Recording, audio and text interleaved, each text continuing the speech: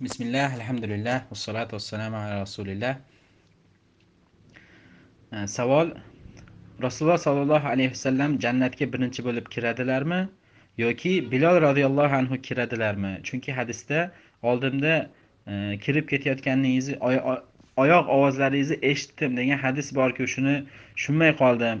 Birinchi Rasululloh sollallohu alayhi vasallam kiradilarmi yoki Bilolmi deb so'rabdilar. E, Jannatga kirishlik haqida aytilgan hadislarda ixtilofsiz hamma shu haqida rivoyat qilingan hadislarda jannatga birinchi bo'lib kiradigan Muhammad alayhissalom ekanligi bayon qilingan. Ammo Bilol radhiyallohu anhuni sizni oyog'ingiz ovozlarini eshitdim yoki sizni ko'rdim degan ma'nodagi hadislar bu bir-biriga xilof chiqmaydi. Rasululloh sollallohu alayhi vasallam men jannatga kirganimda sizni yonimda ko'rdim degan ma'noda aytilingan. Ya'ni siz mendan birinchi kirib ketganingizni ko'rdim yoki oldimda ko'rdim deb aytilmagan.